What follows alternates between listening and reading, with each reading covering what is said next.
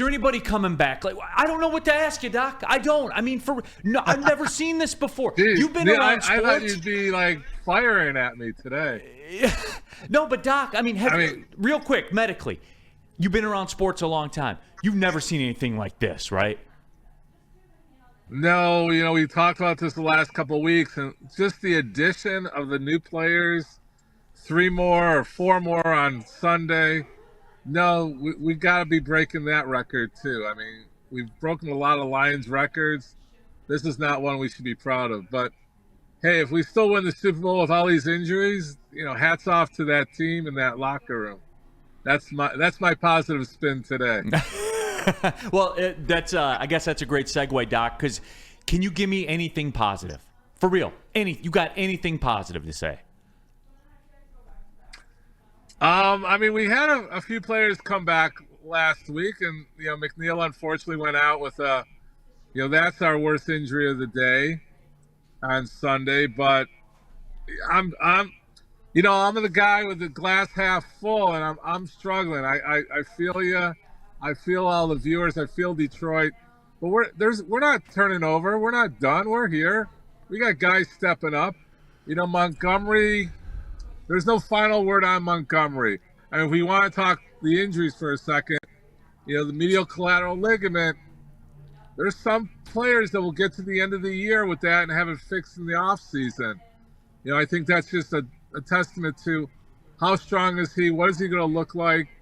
It's a lot of that lateral movement. Unfortunately, Montgomery does a lot of pivots and moving around, so that MCL is a little bit more important for him than some of the other players. Can that be wrapped in secret sauce? It's possible. I'd like to see the MRI. Initially it wasn't a complete tear. I still don't know if it's a complete tear, what they're explaining, but can he get by? That's possible. McNeil, obviously that's a complete ACL tear. He's out. And the fracture, obviously he's out. Some of the guys coming back, like Alex should be able to come back with that wrapped up cast, we're hoping. Hutchinson, we always love to talk about and build that illusion that he could potentially get there before the 4-month mark, but that's going to be really hard to say too. Hey, so Doc, my question on Carlton Davis and the broken jaw in football. We, in hockey, and I've seen it, and I go back to it, Zdeno Chara, captain of the Boston Bruins, on their last cup run, played in the finals with a broken jaw. And I know guys in hockey have put visors on and stuff like this. In football with Carlton Davis, is this something that, because it's such a physical game, he's got to take the 6 weeks, it will be healed, and then he can get back? Or is this something that he could be back sooner than that? How does a broken jaw, and why don't we see more of these in football? It's an unusual hit. I mean, you don't see it because of the helmet. That helmet protects you all the way down to the jaw. It looked like he just got hit from underneath at the right angle. Again, we got bad vectors.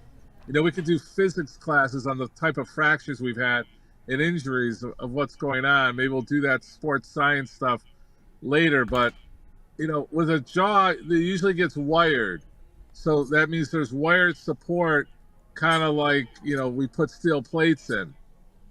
A lot of times with the healing and we build up an extra amount of protection around it. He might be possible come playoff time, getting into that 4 to 6 week period. I think that's just a matter of how the x-rays look and what risk factors he was willing to take. I mean, there's no special secret sauce to get him on the playing field, but we can try to get him healed up a little bit quicker. But we're just in a time frame right now that we're just running out of time with these players. We should start seeing some of the early injuries starting to come back. There's a bigger need as we're moving forward towards playoff time. But I think as hopefully we'll clinch our division, we're going to let these guys heal as long as possible. Talking with Dr. Pierce here, as we do every Tuesday, being a good sport about it, joining us on the road, mobile right now, mobile Dr. Pierce season, everybody, just like Jared Goff mobile season is here as well. Doc, I want to back up to the Alex Anzalone thing. You're talking about broken arms, broken forearms, things like that. I guess, and you can't answer this in definites, but I'm desperate for something here. How effective do you think he'll be? Your best guess? I mean, with the broken forearm, you're a linebacker in the NFL. Seems to be a pretty important component of the things that you need to do out there on the field. How effective do you think he can be? He had this thing surgically fixed. Again, just how risky, I guess it would be, because it's all hands on deck. Even if you're hurt, you got to be out there, right? And I'm sure that's how Alex Anzalone's been approaching this. Yeah, I mean, it's really going to get down to what he's doing. The rest of his body is fine. It's his left arm. Also, he's right-handed. So it's that grappling. It's that grabbing and pulling them down. It's that hand-to-hand combat. But also, he's got forearms. He's got upper bodies. He'll figure out ways to get it done. As far as the pain and discomfort, I mean, he's going to be, I forgot the dates already, but he'll probably be 8 weeks into that, correct? How long ago was that injury? 4? Yeah, it's somewhere along those lines, yeah. Yeah, I think we're in the 4 or 5 week. So come playoff time, we're, another 3-4 weeks, and he's practicing. He's going to start doing stuff. And he's going to know if he can. It's really if he can grab and push, and be, obviously tackle. But there's other ways to slow it down. He's got some football smarts in his head, so we want to utilize that too. But you're right. It's going to be a tough decision. Can he do the basics? We're not worried about foot speed and all that kind of stuff, but it's the reaction time and strength, really, with an injury like that, as opposed to Hutchinson, where we got to really rebuild his quickness and strength differently. So I'm hopeful we should see it. No, sorry, dude. I just wanted to ask you, because I'm looking at you and I'm saying, like, as the doctor or whatever, if you were in that room, right, what is your message in that room? Either to the team, to the guys, like you said, there's more guys on the IR than there is in the weight room or in the practice squad and stuff like this. Is there a message, or is there something moving forward, or is this, like, you don't see this because of the injuries, that it's something that they're doing training wise or anything like that? This is just more of the NFL, is it not? Or is it something that, do you look and see as a doctor, do you have to go through, how you prepare and different things, how you doctor, so to speak? Or is this just one of these things in sports that it happens?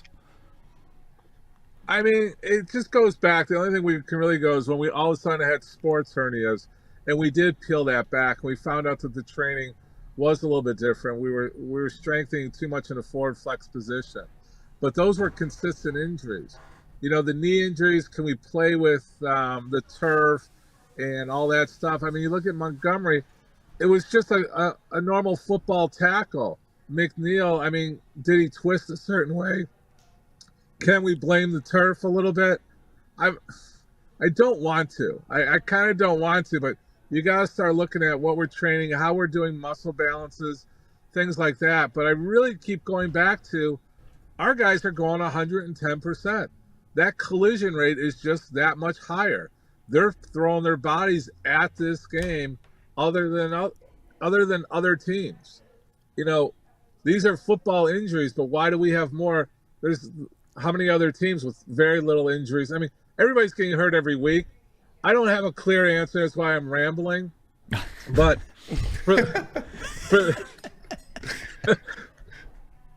I don't want to blame the training staff. I think they have an excellent medical team, training team.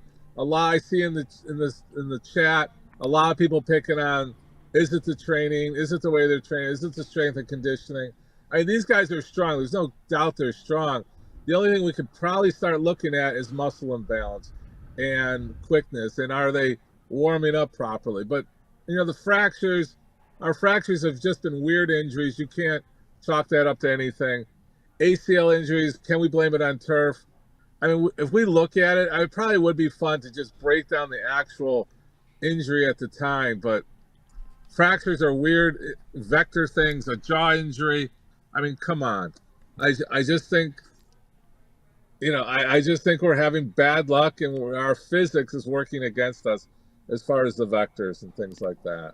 All right, Doc, last one for you. I'm going to stay positive with it. Yeah, all right, Doc, last one for you here, then we'll let you get back on the road. Appreciate you carving out some time.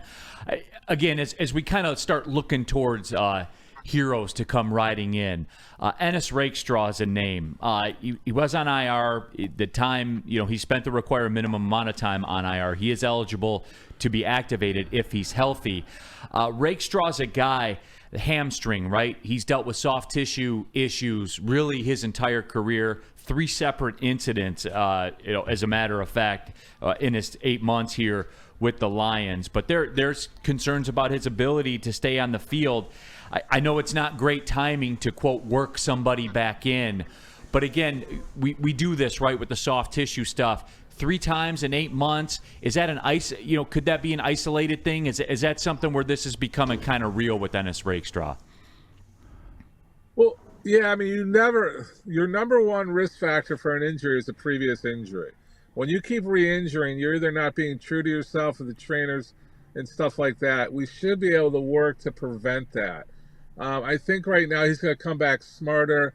He's going to be maybe a little hesitant with his foot speed. Again, we talk about gears. Will he play in that 8, 9, 10 gear? Probably not. Probably 7, 8 is going to be his highest gear he's going to go. But also he's going to be a short step just to protect it. He's in a position where he can get away with that kind of play. And I think with his football smarts and just until he feels confident that thing's not going again.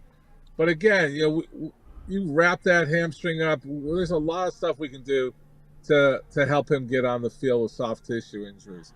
It's just a matter of that mental toughness playing through it. Is there a risk of re-injury? There's always that risk.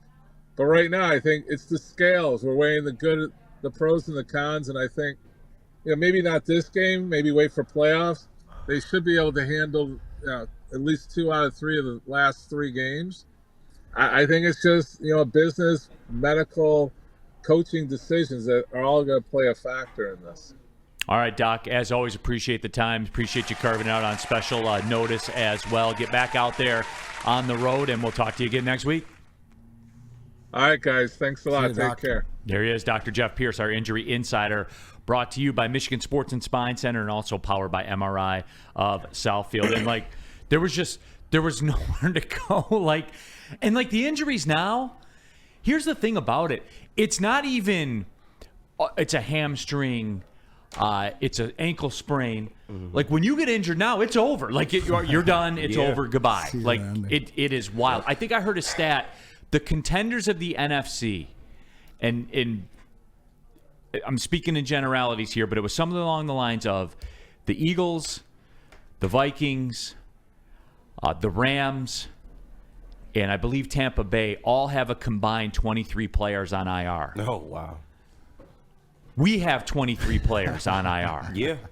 We do. This is the sports equivalent of the Thanos snap. We are dealing with right now. I don't know what that means, but it sounds bad. My Marvel people know what I'm talking about. Boom, half the world's gone. Yeah. Remember when he snapped and half the world? I figured it was something like punching the earth and then stuff gets destroyed. You snap and then half of them just disappear. Attention sports fans, don't miss out on Expert Sports Injury Insight with Dr. Jeff Pierce of Michigan Sports and Spine. Join Dr. Pierce every Tuesday during Big D Energy and Thursdays during Ermanni and Edwards, where he offers top-notch injury advice. Trust the guy that I trust. Dr. Jeff Pierce is here to keep you in the game and performing at your best. For more information, visit MichiganSportsandSpine.com or call 248-426-9944.